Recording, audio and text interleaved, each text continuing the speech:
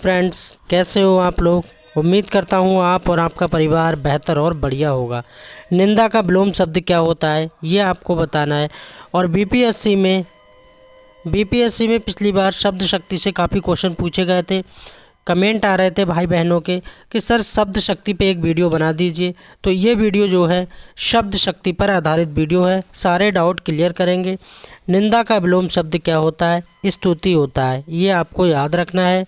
2 number question देखेंगे, वाक्य के कितने अंग होते हैं। वाक्य के कितने अंग होते हैं, तो वाक्य के कितने अंग होते हैं, 2 अंग, एक उद्देश्य होता है और एक विधेय होता है। सी बिल्कुल राइट आंसर हो जाएगा।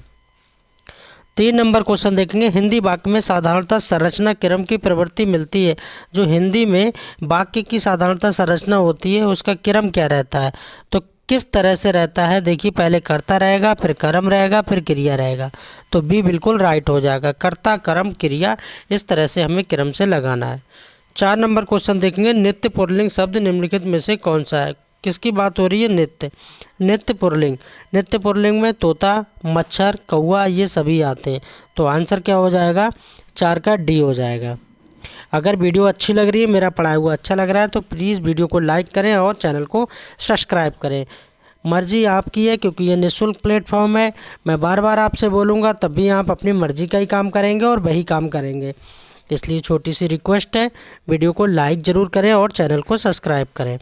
हिंदी भाषा में वचन कितने प्रकार के होते हैं। वचन बताना है कि वचन कितने प्रकार के होते हैं। तो वचन 2 प्रकार के होते हैं। आंसर क्या हो जाएगा, डी हो जाएगा। 6 नंबर क्वेश्चन देखेंगे, साधु का स्त्रीलिंग शब्द क्या होता है। बहुत बार ये क्वेश्चन पूछा गया है, रिपीटेड क्वेश्चन है। साधु का स्त्रीलिंग क्या होता है, साध्वी होता है, ये याद रखना है। साध्वी होता है, साध्वी। बी बिल्कुल राइट हो जाएगा। 7 नंबर क्वेश्चन देखेंगे, संज्ञा की रूप रचना के आधार कितने हैं। संज्ञा की रूप रचना के आधार कितने हैं ये बताना है। तो कितने हैं, 3 आधार हैं, वो आपको याद रखना है। अब 3 कौन कौन से हैं, तो एक तो आपको लिंग याद रखना है, दूसरा वचन याद रखना है और तीसरा कारक याद रखना है। मैं डिटेल में पढ़ा रहा हूँ आपको। लिंग, वचन, कारक। संज्ञा की रूप रचना के आधार पर पूछे जाए तो 3 प्रकार होते हैं, लिंग, वचन और कारक। 8 नंबर क्वेश्चन देखेंगे, अर्थ के आधार पर विशेषण कितने प्रकार के होते हैं। अर्थ के आधार पर बताना है, अर्थ के आधार पर विशेषण कितने प्रकार के होते हैं ये आपको बताना है। तो कितने प्रकार के होते हैं, 4 प्रकार के होते हैं। एक तो गुणवाचक विशेषण हो जाएगा, एक गुणवाचक हो जाएगा और एक संख्यावाचक विशेषण हो जाएगा और तीसरा परिणामवाचक विशेषण हो जाएगा। परिणामवाचक विशेषण हो जाएगा, चौथा सार्वनामिक विशेषण हो जाएगा। सार्वनामिक विशेषण हो जाएगा।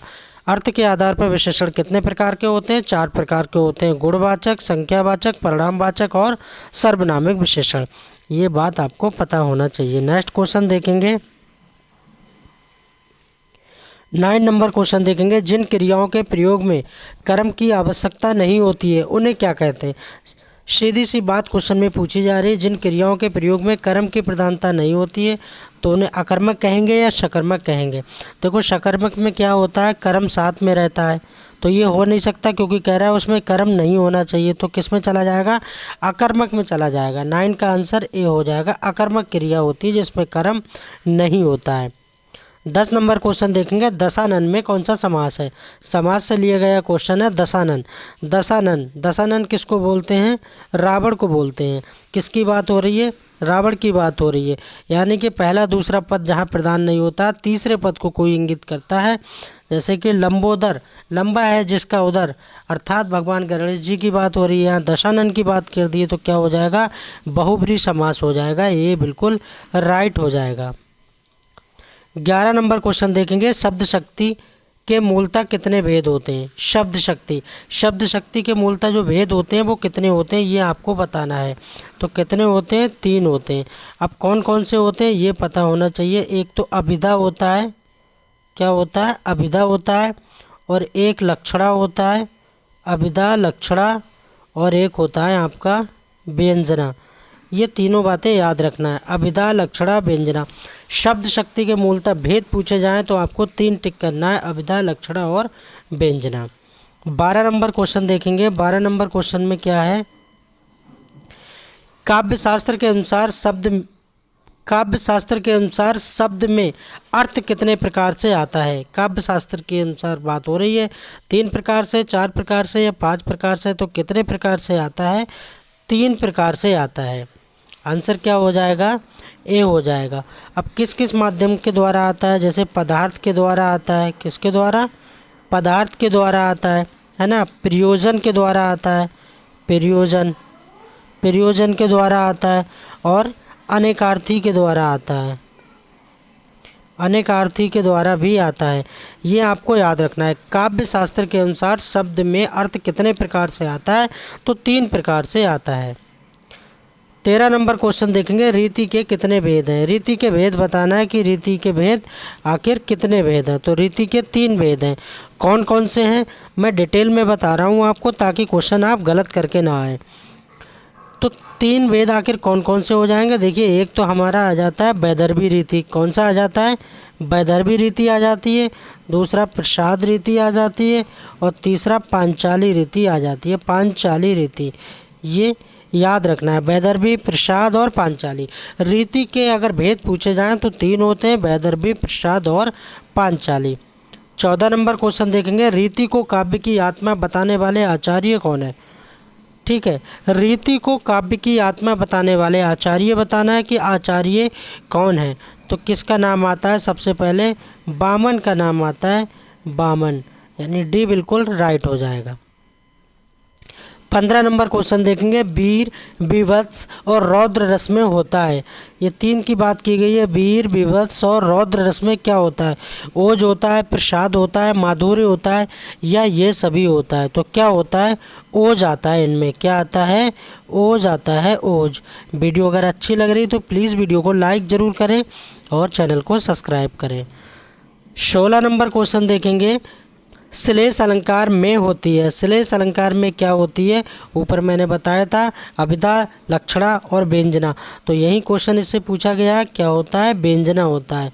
व्यंजना को आपको याद रखना है, व्यंजना। 17 नंबर क्वेश्चन देखेंगे, आचार्य मम्मट ने काव्य गुण माने हैं। आचार्य मम्मट के अनुसार बताना है कि काव्य के गुण कितने माने गए हैं, ये आपको बताना है। तो 3 माने हैं। कौन कौन से, एक तो उन्होंने माधुर्य माना है, ठीक है, ये याद रखना है, और दूसरा प्रसाद माना है, ये भी याद रखना है, और तीसरा माना है ओज। ये बातें आपको याद रखना है। आचार्य मम्मट के अनुसार काव्य गुण कितने माने, 3 माने, माधुर्य, प्रसाद और ओज। 18 नंबर क्वेश्चन देखेंगे, रूढ़, यौगिक और योगरूढ़ शब्दों का अर्थबोध किस शब्द शक्ति से होता है। यहाँ कितनी बातें बोलती हैं, योग, रूढ़, यौगिक और योगरूढ़ शब्दों का जो अर्थबोध होता है उससे शब्द शक्ति से किसके द्वारा होता है, व्यंजना, लक्षणा, अभिधा, या इनमें से कोई नहीं। तो किसके माध्यम से होता है, अभिधा को याद रखना है। किसके माध्यम से, अभिधा के माध्यम से होता है। सी बिल्कुल ठीक हो जाएगा। 18 का राइट आंसर सी हो जाएगा। 19 नंबर क्वेश्चन देखते हैं, आचार्य मम्मट ने काव्य के कितने भेद बताए हैं।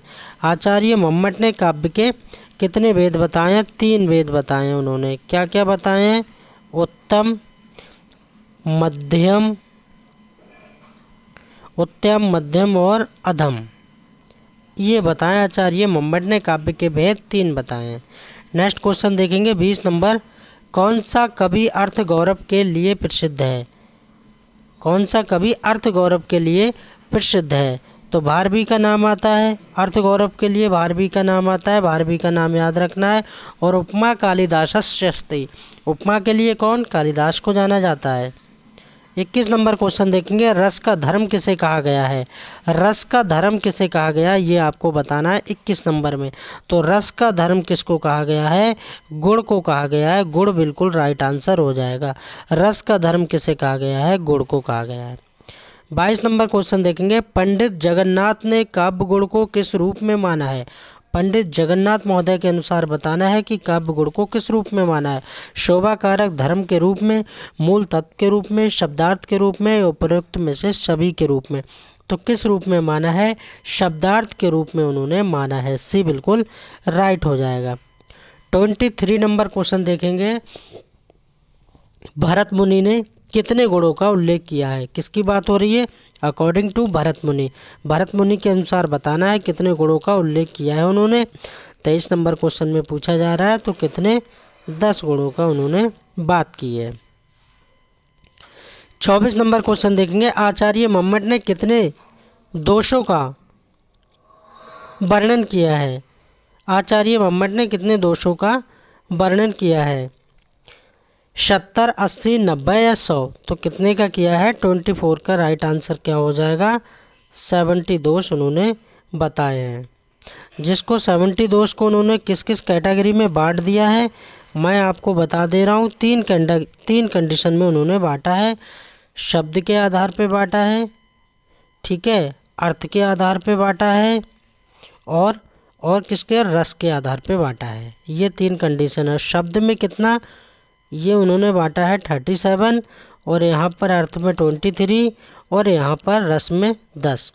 37, 23 और 10 को जोड़ेंगे तो टोटल 70 हो जाएगा। आचार्य मम्मट ने कितने दोषों का वर्णन किया है तो 70 दोषों का वर्णन किया है शब्द, अर्थ और रस के आधार पर। 25 नंबर क्वेश्चन देखेंगे, निम्नलिखित में से पुल्लिंग शब्द कौन सा है। यहाँ पर पुल्लिंग शब्द बताना है कौन सा है। दया, घटना, जड़ता, बुढ़ापा। बुढ़ापा आ गई ऐसा नहीं होता है, बुढ़ापा आ गया है ना, तो क्या हो जाएगा बुढ़ापा बिल्कुल राइट आंसर हो जाएगा। 25 का डी हो जाएगा। 26 नंबर क्वेश्चन देखेंगे, राम ने बाण से बाली को मारा। इस वाक्य में बाण से में कौन सा कारक है। कारक बताना है आपको। कारक को हिंदी में और किस नाम से जानते हैं तो परसर्ग नाम से भी जानते हैं। मैं बताता हूँ आपको। संख्या कितनी होती है, 8 होती है। चिन्ह क्या होते हैं, कर्ता ने कर्म को करण से संप्रदान के लिए अपादान से, है ना, चिन्हों के माध्यम से हम वाक्य की पहचान करते हैं। अब जैसे यहाँ पर देखिए किससे मारा है, बाण से मारा है, तो कर्ता ने कर्म को करण से, है ना, तो क्या आ जाएगा करण से, करण कारक आ जाएगा। राम ने बाण से बाली को मारा। अब देखिए आप सोचते होंगे कि सर ने ये तो नहीं बताया, राम ने यहाँ पर ने आ गया, बाण से यहाँ से आ गया, बाली को मारा। बात किसकी की जा रही, किससे मारा, आखिर बाण से मारा, तो से चिन्ह आ गया तो करण कारक हो गया, यानी कि सी बिल्कुल राइट हो जाएगा। 27 नंबर क्वेश्चन देखेंगे, निश्चयवाचक सर्वनाम क्या है। यहाँ देख के बताना है निश्चयवाचक सर्वनाम क्या है। निश्चयवाचक 27 का राइट आंसर हो जाएगा कुछ।